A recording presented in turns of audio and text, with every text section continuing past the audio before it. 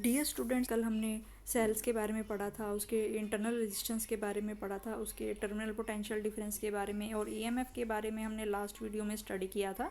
तो अभी हम देख लेते हैं कि ईएमएफ और टर्मिनल पोटेंशियल डिफरेंस में क्या डिफरेंस होता है। तो यहाँ पे हम देखते हैं what is the difference between EMF and terminal potential difference of a cell, यानी कि सेल के ईएमएफ के बारे में और उसके टर्मिनल पोटेंशियल डिफरेंस में क्या डिफरेंस है। ठीक है, तो यहाँ पे हम देखते हैं पहला डिफरेंस आपको क्या दिया हुआ है। पहला पॉइंट जो है वो आपका ईएमएफ का है। The EMF of a cell is the maximum potential difference between the two electrodes of a cell when cell is in the open circuit. तो यानी कि जब सेल आपका ओपन सर्किट में होता है तो उसके जो मैक्सिमम पोटेंशियल डिफरेंस होता है उसी को ही हम क्या कहते हैं, ईएमएफ कहते हैं। ठीक है, तो जो आपका ओपन सर्किट होता है, ओपन सर्किट में दो टर्मिनल्स के बीच का जो पोटेंशियल डिफरेंस होता है उसी को ही हम क्या कहते हैं, ईएमएफ कहते हैं। उसी के पोटेंशियल डिफरेंस को हम ईएमएफ कहते हैं। ठीक है, एंड द फिर हम देख रहे हैं टर्मिनल पोटेंशियल डिफरेंस का जो फर्स्ट पॉइंट यहाँ पे हमें दिया गया है। The terminal potential difference of a cell is the potential difference between the two terminals of a cell in a closed circuit. ठीक है, तो ईएमएफ जो है दोनों टर्मिनल्स के बीच का पोटेंशियल डिफरेंस होता है आपका ओपन सर्किट में, जब सेल आपका ओपन सर्किट में है। और टर्मिनल पोटेंशियल डिफरेंस क्या होता है, उसके दो टर्मिनल्स के बीच का पोटेंशियल डिफरेंस जब वो आपका क्लोज्ड सर्किट में होता है।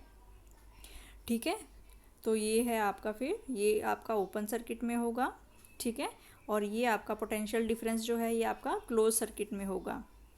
सेकंड पॉइंट फिर ईएमएफ के लिए दिया गया है, it is independent of resistance of the circuit and depends upon the nature of electrodes and electrolyte of the cell. तो जो आपका ईएमएफ होता है वो रेजिस्टेंस के इंडिपेंडेंट होता है।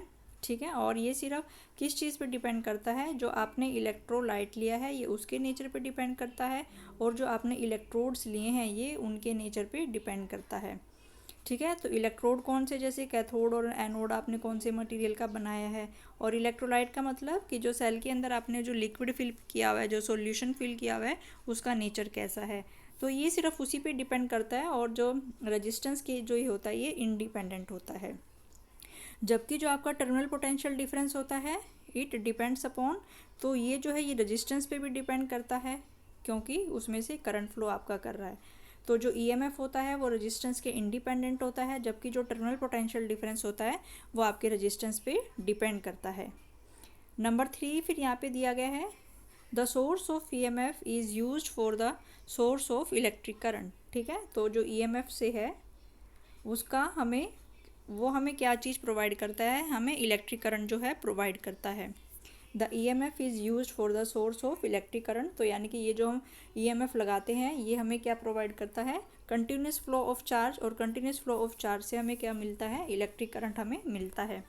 जबकि जो पोटेंशियल डिफरेंस है उसको आप कैसे मेज़र करते हो, the potential difference is measured between two points of the electric cell. तो ये जो किन्हीं भी दो पॉइंट्स के बीच के पोटेंशियल डिफरेंस को आप क्या कर सकते हो, मेज़र कर सकते हो। टर्मिनल पोटेंशियल डिफरेंस को आप कैसे मेज़र करते हो, किन्हीं भी दो पॉइंट्स के बीच में, जैसे ये कोई पॉइंट ए है, ये कोई पॉइंट बी है, तो इसके बीच का जो पोटेंशियल डिफरेंस है उसको हम कैसे मेज़र कर सकते हैं, V A B is equal to V A minus V B. ठीक है, तो जैसे कि यहाँ पे आपके ये दो पॉइंट्स हैं, पहला पॉइंट है ये आपका ए और दूसरा पॉइंट है ये आपका बी, तो दोनों के बीच में तो पोटेंशियल डिफरेंस हम जब भी मेज़र करते हैं दो पॉइंट्स के बीच में करते हैं, तो इन दो पॉइंट्स के बीच में जो पोटेंशियल डिफरेंस होगा उसको हम कैसे लिखेंगे, V A B is equal to V A minus V B. ठीक है, तो इसका मतलब क्या है कि पॉइंट ए और पॉइंट बी के बीच का जो पोटेंशियल डिफरेंस है, V A means potential value of potential at point A minus value of potential at point B. ठीक है, तो टर्मिनल पोटेंशियल डिफरेंस जो है, पोटेंशियल डिफरेंस जो है हम किन्हीं भी दो पॉइंट से के बीच में मेज़र करते हैं। इसके बाद नेक्स्ट है ईएमएफ इज़ ए कॉज, तो ईएमएफ आपका एक कॉज होता है और पोटेंशियल डिफरेंस जो है वो आपका इफेक्ट होता है।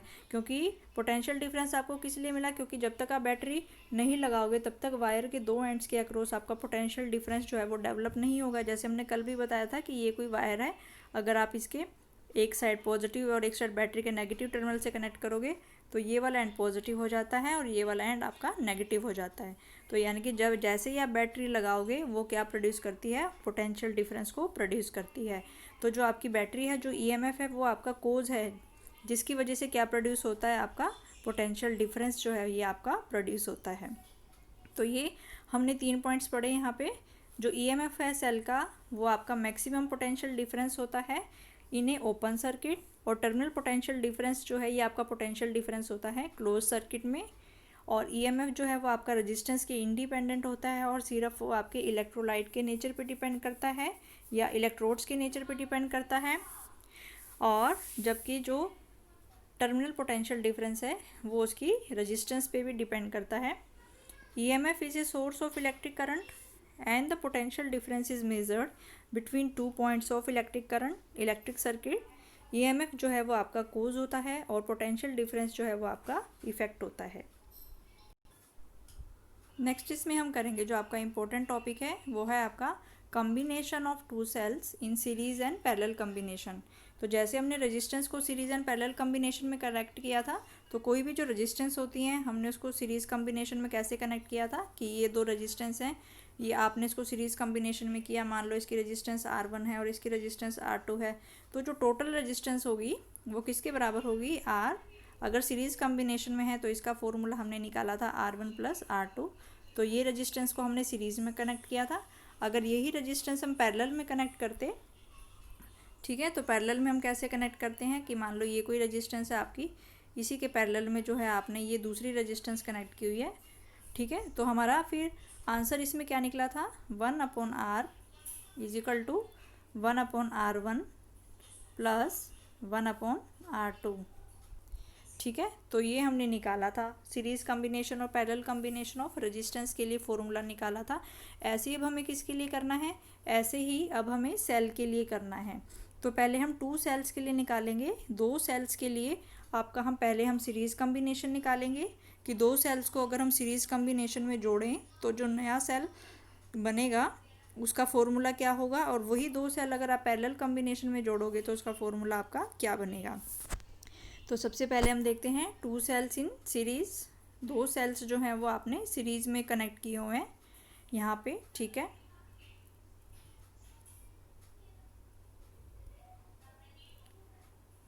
ये आपके 2 सेल्स हैं। इस फिगर को ध्यान से देखो, फिगर ए में आपके यहाँ पे 2 सेल्स आपके गिवन हैं, ठीक है। तो इसमें ये जो है ये आपका पहला सेल है, ये आपका पहला सेल है, और इसमें को हमने कैसे बनाया है, ऐसे। तो पहली प्लेट जो है वो आपकी पॉजिटिव है और दूसरी प्लेट क्या है वो आपकी नेगेटिव है, ठीक है। तो इसमें हमने लिखा है E1, तो इसका मतलब इस सेल का जो EMF है वो कितना है, E1। और फिर यहाँ पे हमने R1 लिखा है, तो इसका मतलब R1 क्या है, R1 is a internal resistance of first cell. तो हमने इसको क्या जोड़ा है, सीरीज़ कम्बिनेशन में जोड़ा है। जैसे हमने रेजिस्टेंस अपनी सीरीज़ कम्बिनेशन में जोड़ी थी, ऐसे ही हमने ये जो हमारे सेल हैं इनको सीरीज़ कम्बिनेशन में जोड़ा है। तो पहले सेल का EMF हो गया आपका E1 और इसकी इंटरनल रेजिस्टेंस हो गई आपकी R1, और ये दूसरा सेल है आपका, ठीक है।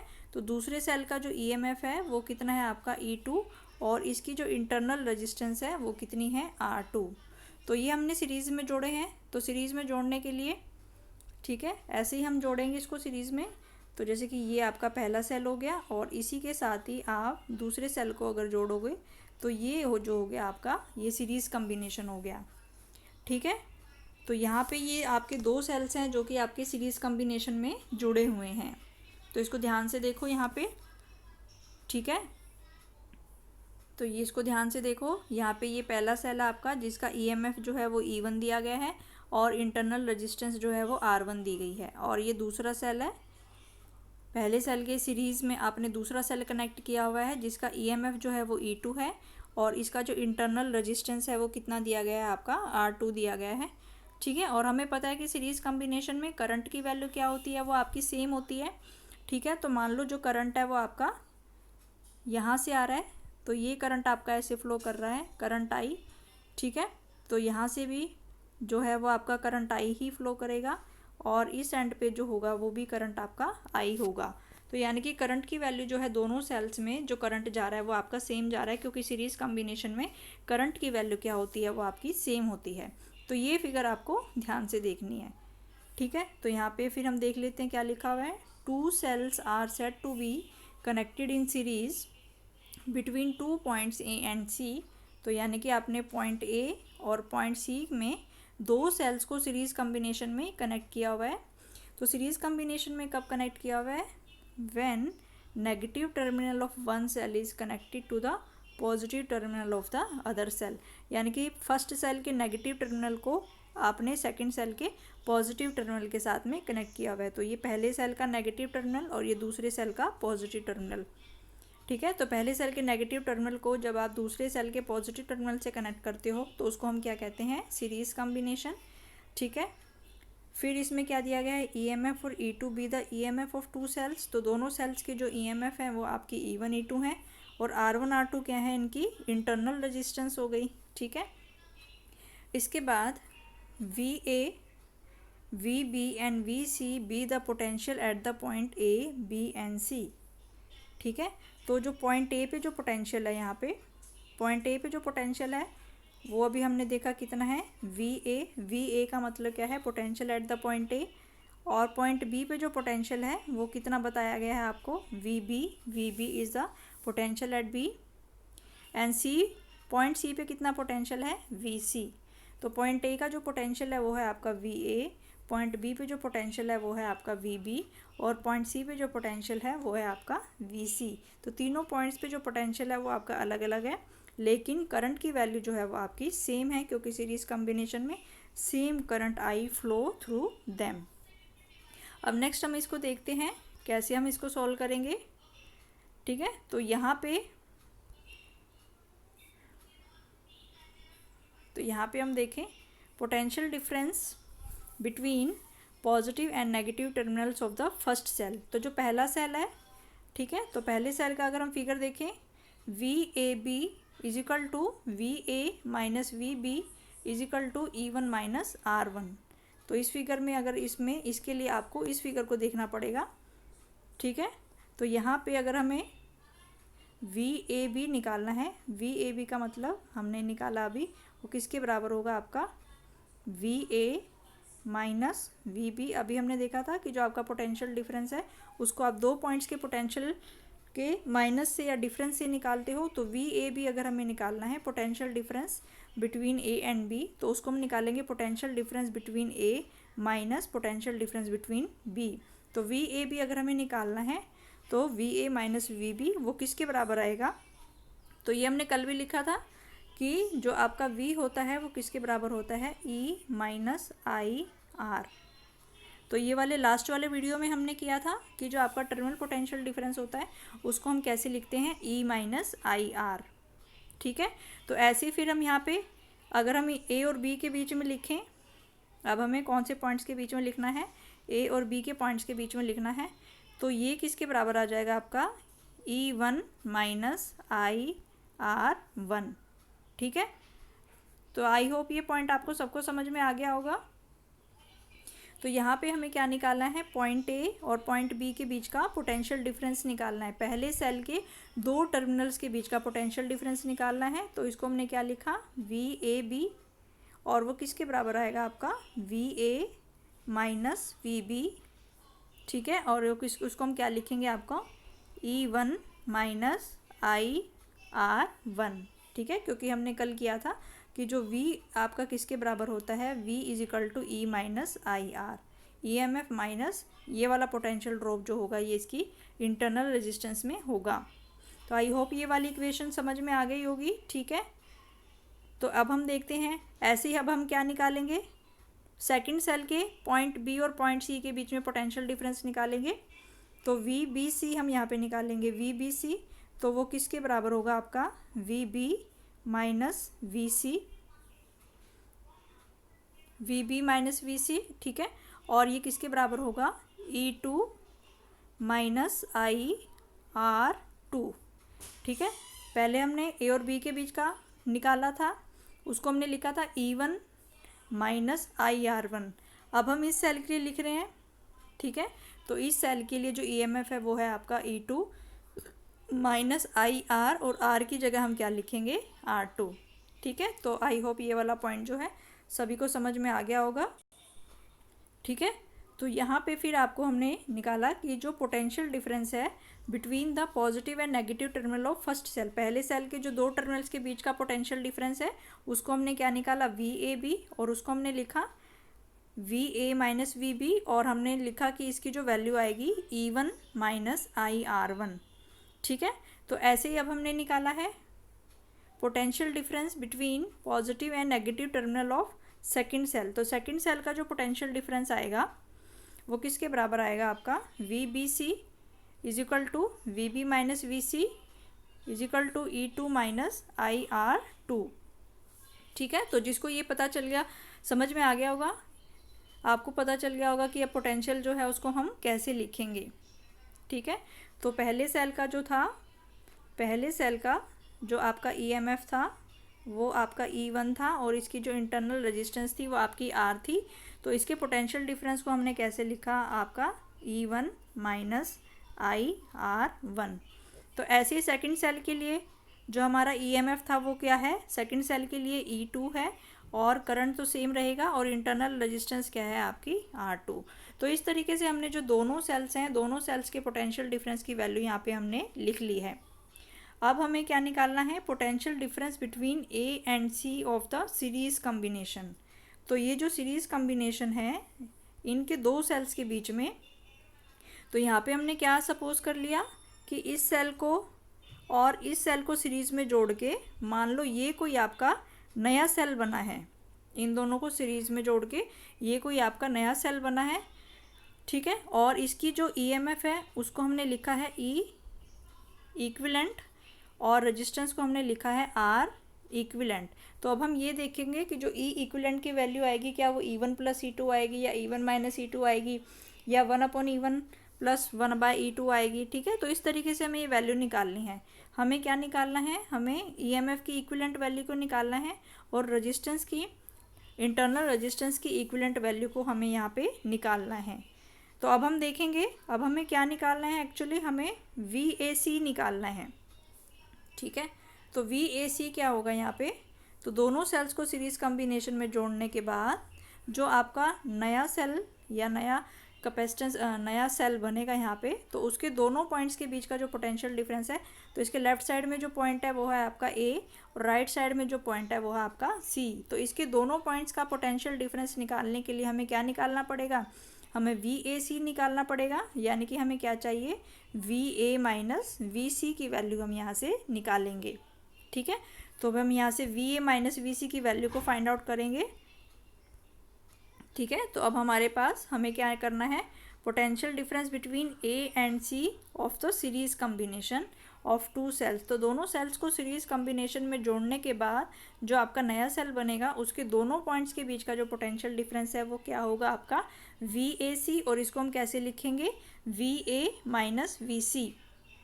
अब हम इसमें क्या करेंगे, VB को प्लस कर देंगे और VB को माइनस कर देंगे।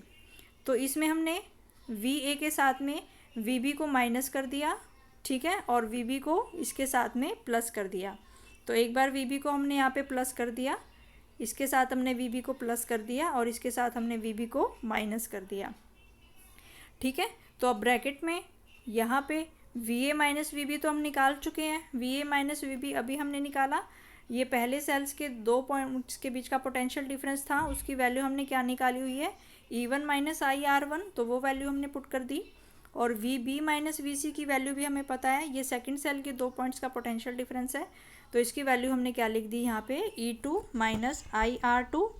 ठीक है, तो इसमें फिर हमने क्या किया, जो E1 और E2 वाले हैं इनको हमने इकट्ठा ले लिया, और बाकी तो इसको हमने इकट्ठा ले लिया, तो इसमें क्या बन गया, ये आपका E1 प्लस E2। फिर माइनस I कॉमन ले लिया, माइनस I कॉमन लिया, तो यहाँ पे क्या बचा आपके पास, R1 प्लस R2। ठीक है, तो ये बचा आपके पास E1 plus E2 minus I R1 plus R2। तो इसका मतलब ये हमने क्या फाइंड आउट किया है, VAC, यानी कि दोनों जो सीरीज कम्बिनेशन के बाद जो आपका न्यू सेल बनेगा उसके दोनों पॉइंट्स के बीच का पोटेंशियल डिफरेंस, तो वो किसके बराबर आया आपका, E1 plus E2 minus I of R1 plus R2। ठीक है। फिर इसमें ये कहा गया है कि if the series combination of the cell is replaced by a single cell between A and C of EMF EQ and internal resistance RQ। तो उसने क्या कहा है कि अगर हमारे पास सीरीज़ कम्बिनेशन, जैसे इस फिगर में हमने बताया था आपको कि सीरीज़ कम्बिनेशन ऑफ सेल्स में ये जो आपके दो सेल्स हैं इनको सीरीज़ कम्बिनेशन में जोड़ने के बाद जो नया सेल बनेगा, ठीक है, तो यहाँ पे हमने एक नया सेल बना दिया और उसका जो EMF है वो कितना है आपका EQ, और जो रेजिस्टेंस है उसकी इंटरनल रेजिस्टेंस REQ। EQ का मतलब इक्विवेलेंट, ठीक है। करंट तो सेम ही पास होगा इसमें, ठीक है। तो इसके पोटेंशियल डिफरेंस की वैल्यू फिर किसके बराबर लिख सकते हैं हम, EEQ minus I of REQ। तो ये वैल्यू हम इसमें लिख सकते हैं, यानी कि इसके पॉइंट ए और पॉइंट सी के बीच का जो पोटेंशियल डिफरेंस होगा वो किसके बराबर होगा, EEQ माइनस I REQ, ठीक है। तो इसी को ही फिर हम इससे कंपेयर करेंगे। तो इसमें यही बताया गया है कि अगर दोनों सेल्स के सीरीज़ कम्बिनेशन को आप एक सिंगल सेल से रिप्लेस करो तो इसके जो पोटेंशियल डिफरेंस की वैल्यू आएगी वो किसके बराबर आएगी, EEQ minus I REQ। EQ का मतलब क्या है, यहाँ पे इक्विवेलेंट है और इसका मतलब है इक्विवेलेंट है। अब हम ये वाली इक्वेशन और ये वाली इक्वेशन को कंपेयर करेंगे। तो क्योंकि यहाँ पे भी ये चीज़ हमने क्या निकाली है, ये चीज़ हमने VAC निकाली है, ठीक है, और ये चीज़ भी हमारी क्या है VAC। तो दोनों को हम कंपेयर करें, तो अगर हम दोनों को कंपेयर करें तो यहाँ पे E इक्विवेलेंट की वैल्यू किसके बराबर आएगी, E1 प्लस E2, और R इक्विवेलेंट की वैल्यू किसके बराबर आएगी, R1 प्लस R2, ठीक है। तो इसका मतलब सीरीज़ कम्बिनेशन जब हम करते हैं तो सेल्स के EMF क्या हो जाते हैं, वो आपके प्लस हो जाते हैं। सीरीज़ कम्बिनेशन ऑफ सेल्स में तो सेल्स के जो EMF हैं वो आपके प्लस हो जाते हैं, सिंपल ऐड हो जाते हैं। तो E इक्विवेलेंट की वैल्यू जो इक्विवेलेंट EMF आएगा वो किसके बराबर आएगा आपका, E1 प्लस E2। ऐसे ही अगर हम सेल्स के रेजिस्टेंस जो है इंटरनल रेजिस्टेंस है उनका फॉर्मूला भी क्या है आपके पास, R1 प्लस R2। इसका मतलब उनकी जो रेजिस्टेंस है वो भी आपकी ऐड हो जाती है, ठीक है। तो यहाँ पे फिर उसमें बताया गया कि अगर आपके पास बहुत सारे सेल हैं, N सेल हैं आपके पास, E1, E2 और EN, तो उनकी जो इक्विवेलेंट EMF होगी तो सभी को आप क्या कर दोगे, ऐड कर दोगे, और जो उनकी इंटरनल रेजिस्टेंस होगी R इक्विवेलेंट उसकी वैल्यू भी किसके बराबर आएगी आपकी, R1 plus R2 plus RN, ठीक है। तो इसका मतलब thus in the series combination of two cell, तो ये इसमें हमने किया था two cells are said to be connected in series. तो इसमें आज के टॉपिक में हमने क्या किया है, दो सेल्स का कम्बिनेशन हमने किया है, सीरीज कम्बिनेशन। तो दो सेल्स को अगर हम सीरीज़ में जोड़ते हैं तो ये हमने मेथड यूज़ किया था। ये आपके दो सेल हैं, पहला सेल है जिसका EMF E1 है, रेजिस्टेंस R1 है, दूसरा सेल जिसकी EMF E2 है और इंटरनल रेजिस्टेंस R2 है। तो दोनों को कंबाइन करके सीरीज़ कम्बिनेशन में जो नेट आपका बनेगा सेल बनेगा उसके इक्विवेलेंट EMF को आपने E लिखा और उसके इंटरनल रेजिस्टेंस को आपने REQ लिखा। फिर हमने इसको सॉल्व किया, ठीक है। हमने पहले सेल के दो पॉइंट्स का पोटेंशियल डिफरेंस निकाला VAB, वो E1 माइनस IR1 के बराबर होगा। फिर हमने सेकंड सेल के दोनों पॉइंट्स के EMF की वैल्यू निकाली, ठीक है। तो दोनों सेल्स के सेकंड सेल के दोनों पॉइंट्स के बीच में हमने दो पॉइंट्स के बीच में EMF निकाला, तो उसकी वैल्यू आपकी E2 माइनस RT आएगी, IR2 आएगा, ठीक है। उसके बाद फिर हमने कम्बिनेशन ऑफ टू सेल्स के लिए निकाला। फिर हमने देखा कि कम्बिनेशन ऑफ टू सेल्स के लिए जो E इक्विवेलेंट की वैल्यू आएगी वो आपकी E1 प्लस E2 आएगी, और R इक्विवेलेंट की जो वैल्यू आएगी वो आपकी R1 प्लस R2 आएगी, ठीक है। इसके बाद फिर इसमें यहाँ पे एक स्पेशल केस दिया गया है, if in the series combination of two cell, if the negative terminal of the first cell is connected to the negative terminal of the second cell, ठीक है। तो यहाँ पे नेगेटिव सेल, सेकंड सेल का जो नेगेटिव है वो दूसरे सेल के भी नेगेटिव टर्मिनल से ही जुड़ा हुआ है, यानी कि ये वाला सेल जो है इसको हमने उल्टा जोड़ा हुआ है, ठीक है। पहले केस में हमने क्या किया था, पहले सेल की पॉजिटिव और इसको हमने सेम ऐसे ही कनेक्ट किया था। अभी जो हमने निकाला है, जिसमें हमने निकाला है कि E जो है वो किसके बराबर आएगा, वो E1 प्लस E2 के बराबर आएगा, ठीक है। लेकिन इस वाले केस में क्या है, ये वाला सेल हमारा उल्टा है, सेकंड वाला सेल, ये वाला सेल हमारा उल्टा है, ठीक है। यहाँ पे तो जब हम VBC की वैल्यू लिखेंगे यहाँ पे, तो जब हम यहाँ पे वी इसके दो पॉइंट्स के बीच में पोटेंशियल डिफरेंस की वैल्यू निकालेंगे वी बी सी, तो इसको हम लिखेंगे वी बी माइनस वी सी, ठीक है। तो अगर ये पॉजिटिव होता तो इसको हम कैसे लिखते, E two minus I R two. अगर ये हमारा ऐसे होता तो इसको हम कैसे लिखते, E two minus I R two. लेकिन यहाँ पे अब हमने इसको चेंज कर दिया है, ठीक है, तो ये उल्टा है। तो अब यहाँ पे इसको क्या लिखोगे, minus of E two minus of I R two, ठीक है। तो यहाँ पे जो दो सेल्स का इक्विवेलेंट ईएमएफ बनेगा आपका, तो ई इक्विवेलेंट की वैल्यू किसके बराबर आएगी आपकी, E one minus E two, और रेजिस्टेंस की वैल्यू किसके बराबर आएगी आपकी, R one plus R two. तो ये ध्यान रखना है आपको, अगर दोनों सेल्स आपके, ठीक है, पहला सेल भी आपका ऐसे जुड़ा हुआ है और दूसरा सेल भी आपका ऐसे जुड़ा हुआ है, तो जो नेट ईएमएफ आएगा वो आपका E one plus E two आएगा, ठीक है। और अगर आपने पहले ऐसे ही पहला सेल ऐसे है और दूसरा सेल जो आपने उल्टा ऐसे बनाया है, नेगेटिव पहले और पॉजिटिव बाद में, तो इसको फिर आप कैसे लिखोगे, E one minus E two लिखोगे। तो ये ध्यान आपको देना है। लेकिन जो रेजिस्टेंस होगी वो पहले केस में भी जो है वो आपकी R one plus R two आएगी और दूसरे केस में भी जो है आपकी R one plus R two आएगी। तो ये आपका इम्पोर्टेंट क्वेश्चन है, ठीक है, और ये एग्ज़ाम में आता है आपका सेल्स का सीरीज़ कम्बिनेशन।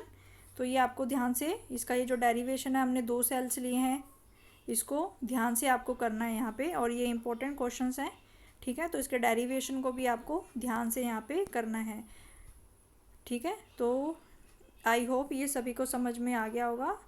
Thank you.